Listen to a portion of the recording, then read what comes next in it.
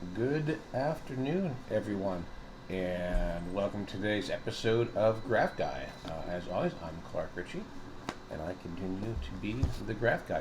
Apologize if you hear a little bit of background noise. I've got a 3D printer whirring away about 3.5 feet to my left, so hopefully that won't cause too much actual trouble. We have a nice doozer background today in honor of the sort of mini reboot launch of Fraggle Rock. So I don't know if everyone's excited about that other than myself, but that's okay. So today we're going to be talking about creating your first Java application to talk to Neo. I'm going through some basics with that. Just to recap again, too, everything is always available at graphguy.com, graph-guy.com. Here's our page. There's kind of a cool stylistic picture someone did of me, which is pretty awesome. So this is usually up within a day or so, and you can always come here to look at the recap, make some comments or show, and we'll get back to you, anything like that.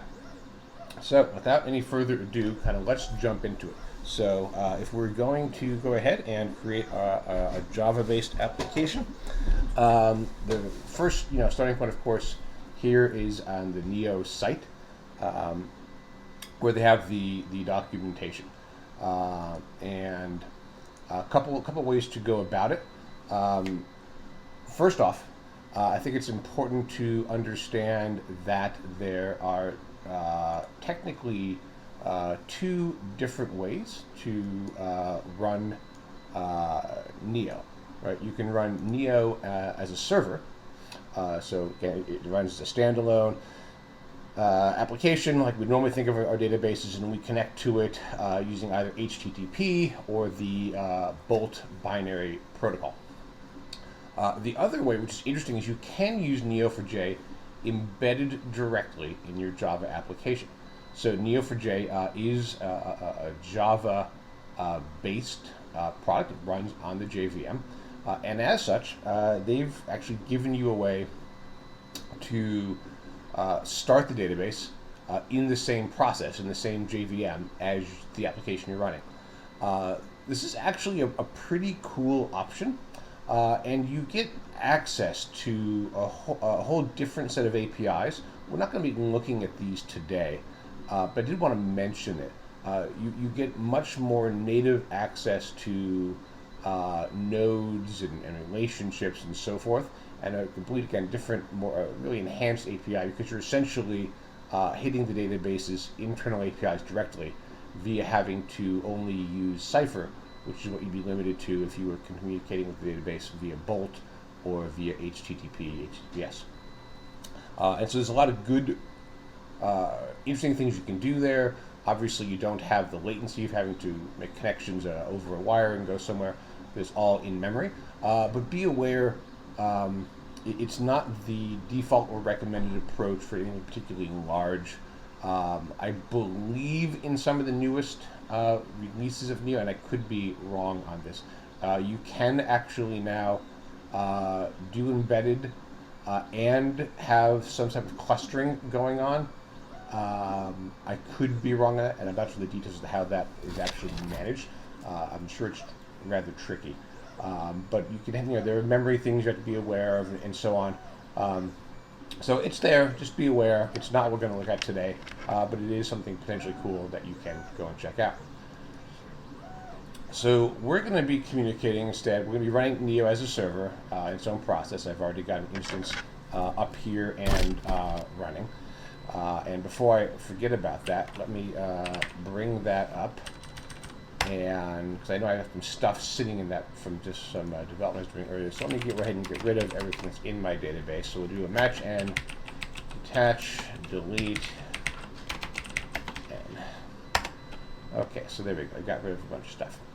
Cool. So we start with a blank database. So I mentioned again, you can do HTTP or you can do Bolt. I'm a much bigger fan of Bolt if you're going to be using Java. It's a binary protocol, so it's compressed over the wire. I think it's a much stronger option if you're using a job application using the HTTP side. So that's what we'll be working with today. And again, here, right from the Neo document side, documentation site, you can see the Java manual, it's the Java's driver manual, and there's a whole bunch of things here getting started and so forth. So let's kind of jump right into it. We'll kind of come back here a little bit too. Let's jump into it right now. And let me pop into my IDE. All right, so here we are in my IntelliJ IDE. I've just set up a simple project here where I'm going to use Gradle as my build manager. And the key thing here is I've grabbed, let me make this bigger for everybody. There we go. The key thing here is I've grabbed that Neo4j driver version. That's the only thing we really need. Here I get some test stuff, right? That's I kind of get just by default. But that's not particularly important right now. Where did I get this information?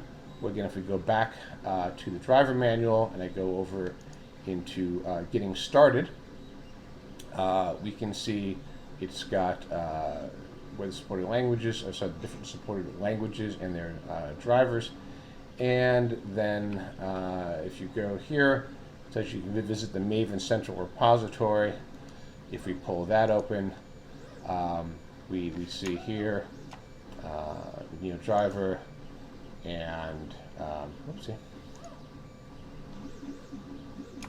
And if I click on it,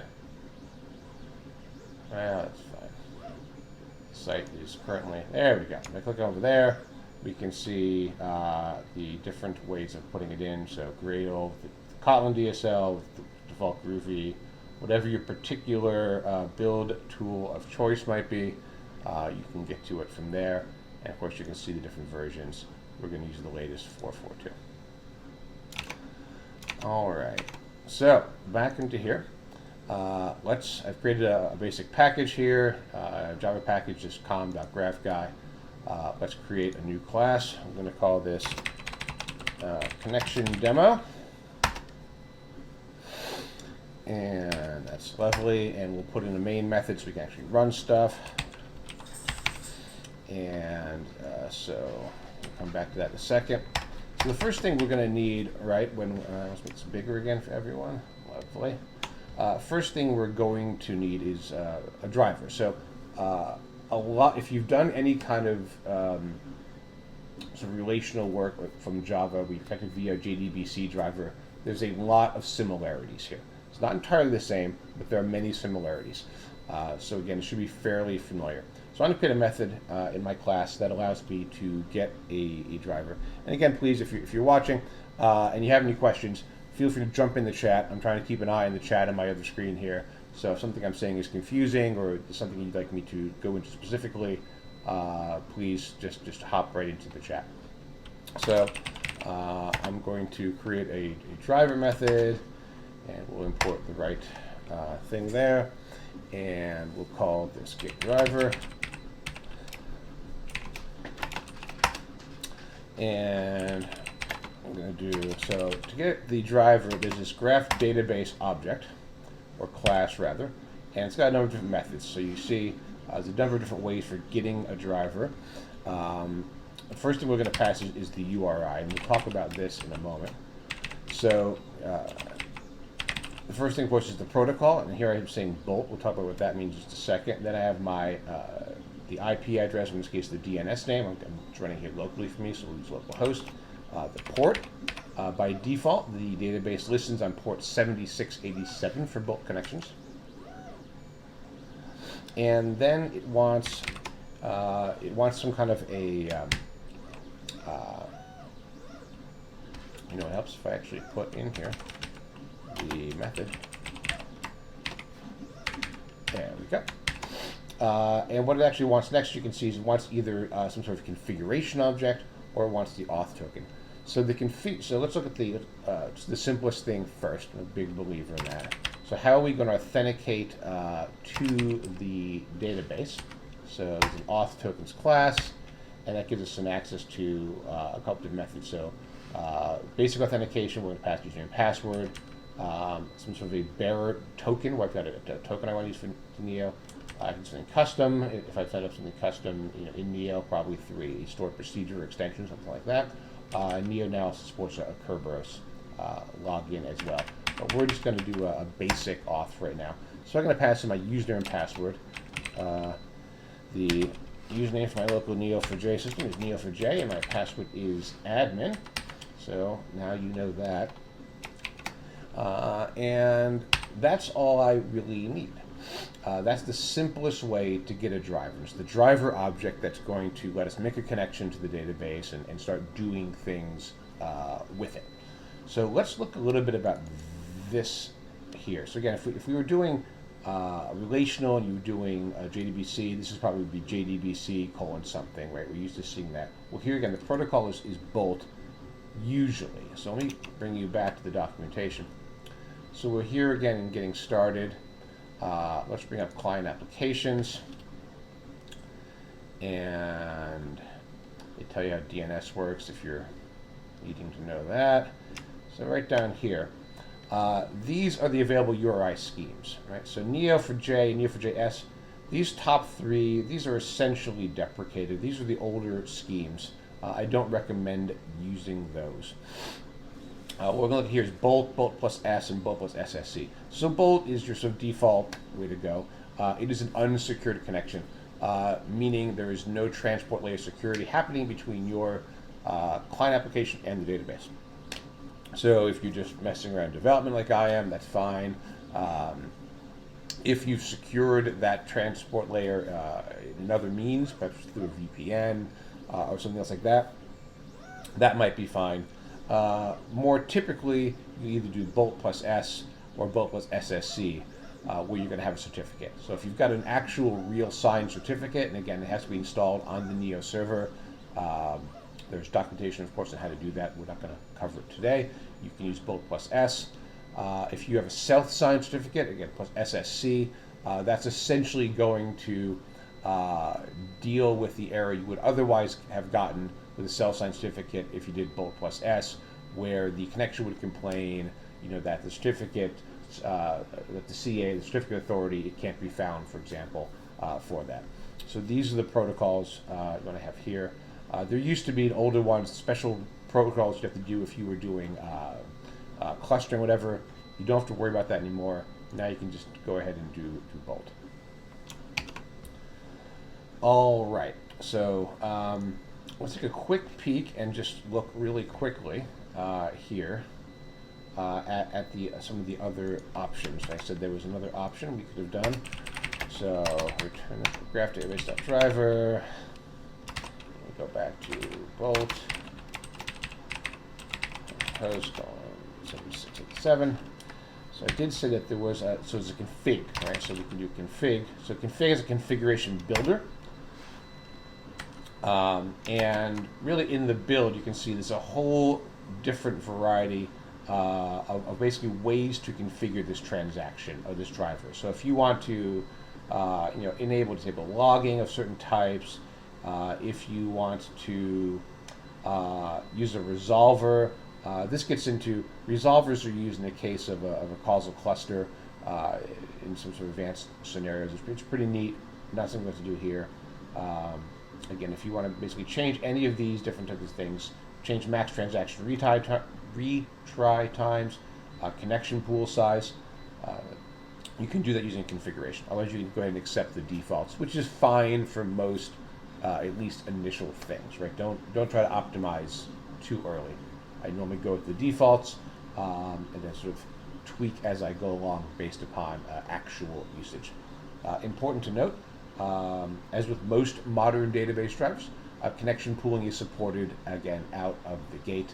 How many things are in the pool can be configured here, or it can be configured in Neo4j itself in the configuration for that, for the server. So we're not going to go ahead and mess with that and go back to our guy over here. So great, that gets me a driver. So let's do something with it. Let's write a very simple method here, and we'll count all the things in our database. So we're going to call this count all things. So we're going to connect to the database, and we know, of course, and I'm clearly not writing production code here, right? I've hard coded in usernames and passwords and URIs. But still, I want to cover some production-y kind of things. So I am going to wrap my connection to the database in a try-catch. The Neo4j driver, we need to get essentially a session from that, and that session does implement closable in Java, and that means that I can use a try with resource. So I'm going to need a session. We'll say, yep, and that's going to get that from I'm going to call it get driver, and I'm going to call session. There's a variety of different other connections you can call here. If you figure out, am I talking to a Neo instance that supports multiple databases? So, an instance that does beyond 4.0, I believe, 4.0, 4.1, that does support essentially multi-tenant databases like Neo does now. You can get asynchronous sessions, you can get reactive sessions. We're not going to deal with that right now. Default types is interesting. We may get into that in a little bit. So we're going to ask for the session. Important to note, so we'll come back to that. So this is my try with the resource. And again, if you're unfamiliar, try with resource is going to give me the action, or rather access to this session object that I've created here by calling the session object off of the driver. And it's going to ensure that when I exit this block, no matter how it exits, whether it's through some sort of exceptional occurrence, whether exception or throwable happens, that's close will be called in the session. So I don't have to worry about making sure that does get closed. And then, so to do that, we're going to go ahead and run something off of the session. When I run something off a session, I get a result object, session dot. Now, a couple of things you can notice here. I can call this begin transaction. It's really not any, and it's probably an eye chart here, but there's really no good reason to do that. It's just it begins a new transaction. But if you note in this small text, only one transaction can exist in a session at any point in time. So there's no really good reason to do that and grab the transaction object typically. There are you can grab bookmarks and some advanced things here. You can specifically say this is a read versus a write transaction. But again, typically you're just going to go ahead and run a query. And a couple ways you can do that. Again, you can create a query object, or you can essentially decompose that into some other methods. So we're going to get to the simple thing here. I'm going to run, and I'm just going to pass in a cipher query. And I'm going to say match n, return count. So a very, very simple query to give me all the things that are in there. Now when I get a result, so I'm going to return. You see it's a whole bunch of methods off of result. So the result essentially wraps the result of whatever happens in that session. And now I have to go through and iterate. It's kind of like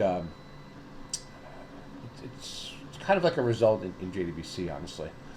And here, again, you see there's a number of ways to do it. I can go ahead and get all the keys that are in the result. So if I had said return, count n as my count, the key would be my count. In this case, the key is actually going to be count n by the default. So this is really the properties that are coming back. I can grab a single thing off of it. I can get all of the records that are in there. Let's do, again, the simplest thing possible. And I'm going to say I want to get a single thing. So this gives me a single record. So a record is essentially a row of data. Again, yes, as odd as it sounds, you get rows of data essentially back from your graph database. If you've listened to a couple of my other older episodes, you'll have heard me talk about that and my thoughts on that. Once you've got this row, there's a variety of ways to get information on it, right? So you call get, and you can either pass in a zero-based index. Again, very similar to JDBC. A zero-based index for where your value is going to be, or you can use the string key. When you do that, you can also pass in a default value. So, for example, if I'm looking for, if I'm returning customers, and not all customers have an age, and I say like match n colon customer, return n dot age comma n dot name. I could do get. I could pass in age as my string and a default value in case there is none there. So that can be helpful. In this case, I am just going to do, I'm going to grab the only thing I'm returning, so that's 0. Then you'll notice if I do that, what get returns essentially again is this abstract thing that's a value. So this gets into the internal type system for Neo. But I know what this actually is in this case, right? So because I wrote that query, I know this is going to be some kind of a number. So I'm going to say as long. So there's all of these as types, as Java types that are available as Boolean, as byte array, float, list, on and on essentially. That map from the internal neotypes to here. Pardon me.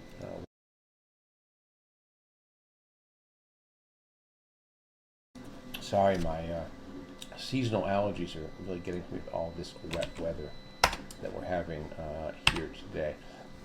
All right, so I'm going to grab a single result, value for result, and I call it get 0. Now, one thing I do want to point out here, there is a method. This is really important. So there's a method here called consume. And it provides something that's a result summary. Now, if you look at what consume says, again, it's a little small, so I will read it. It says, returns the result summary. And if the records in the result is not fully consumed, then calling this method, it will exhaust the results. And then tells you how to access unconsumed records after the summary. This is really important in most cases. It's not important here because you see if I call, you'll see when I call single, single, again, I apologize for being a little small, it says returns the first record of the result, fails if there is not one record, if not exactly one record left in the stream, right? So if I had more than one thing coming back, more than one row, which I really can't here, this would fail.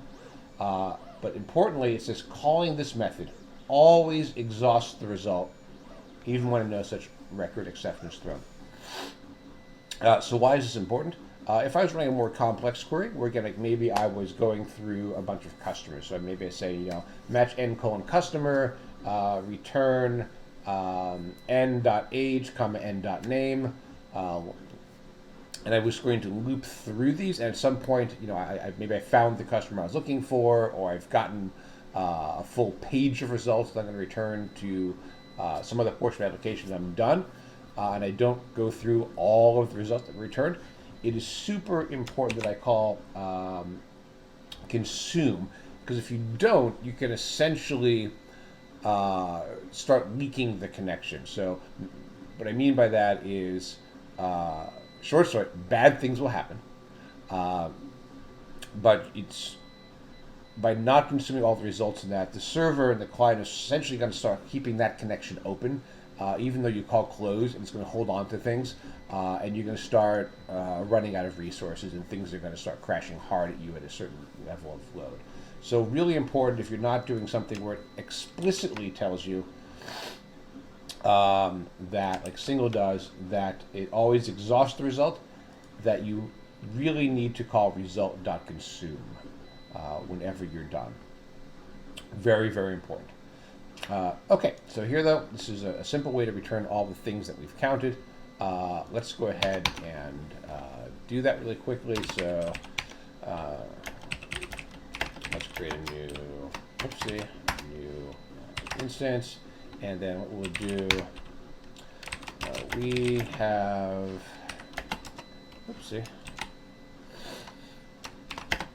and we'll call our demo.countAllThings.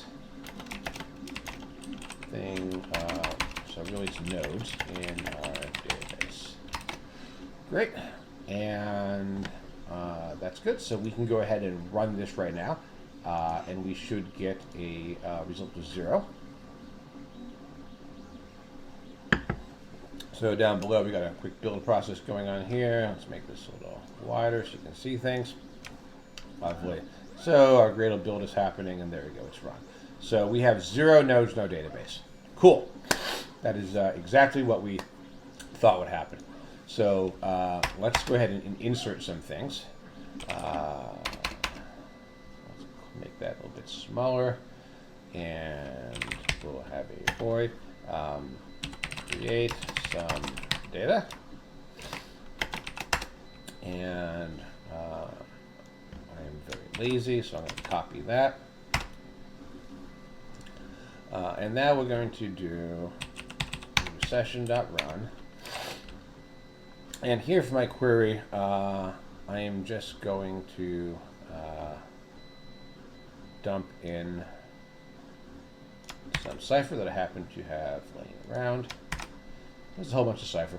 So I'm going to create just a whole bunch of nodes, some phones and some addresses and customers and emails and some relations between them,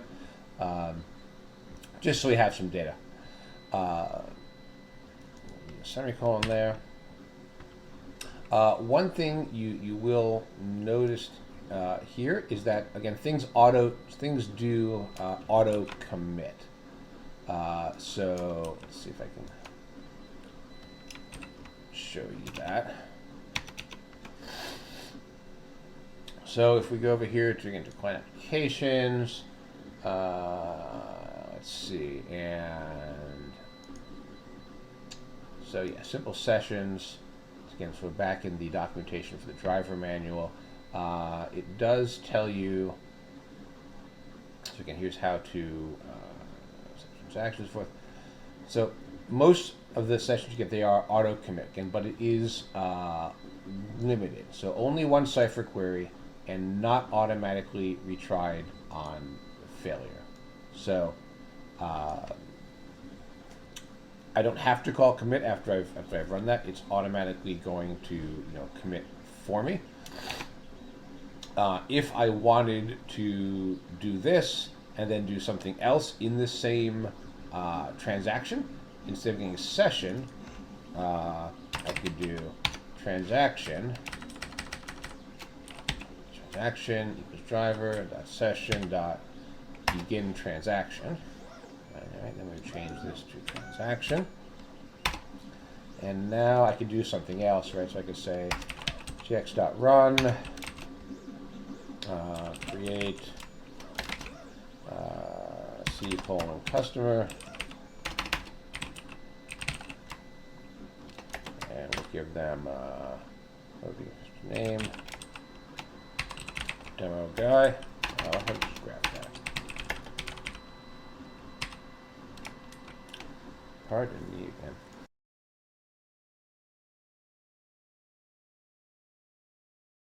Oh, I really apologize. I really was not that. My allergies were really not that bad today until I started this broadcast, which of course is always the way of things. So, anyway, so now I can run 2 cipher statements here off this transaction object, and they will run inside one transaction. Meaning, again, both of them will complete, or none of them will complete. Right. So if somehow this gives me an error, this will all roll back. Or they will both complete. But because I'm doing that, it is important for me to say transaction.commit. And again, here you can see I can explicitly roll things back. So if in here I was doing a try catch on my own, I could call roll back. Let's see. I could call rollback. Again, here you can see, again, it's a little bit small. Once you commit it, again, you can no longer call anything on there. You must call this before calling close, or it won't commit. So again, really important. So remember, I'm using this try with resource here. So a close will automatically be called on this transaction as soon as I exit this try block. But if I don't call commit on the transaction, then it's not going to commit. I'm going to have an error. Right now, session. So session. The default session configuration. Yeah, by default is going to auto commit. But this transaction, because I'm more explicitly controlling that, will not. So I do need to make sure I call commit, and we're good. So let's change up our demo a little bit, and let's create some data now. So demo.create some data, and now if I have done this correctly, when we run it, we should actually get a different value. If not, then we'll see. So there we go. Look at that. Now we have 11 nodes in our database. That's awesome. Let's trust but verify, right? So let's go to a Neo browser, make it big so we can see, and look at that. There I've got actually 11 things in my database. Here is the data that we've created. So very, very simple start to creating and connecting to our Neo database. We've talked about protocols, how to connect. You can share this driver is thread safe, so you can, as you start productionizing things, share this driver object across multiple threads. It is important to note. Excuse me again.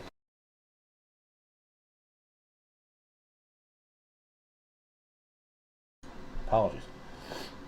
It is important to note that while the driver is thread safe, sessions and transactions are not. Let me say that one more time. Sessions and transaction objects are not thread safe.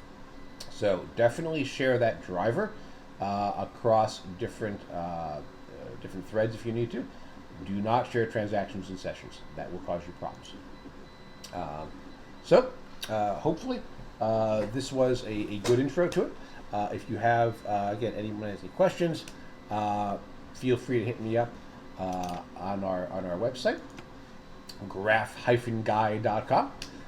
Hit me up on Twitch at Twitter on I'm at CRichey, CRichey, and I look forward to seeing you all next week. And as always, I'm Clark Ritchie, and I'm the Graph Guy. Take care.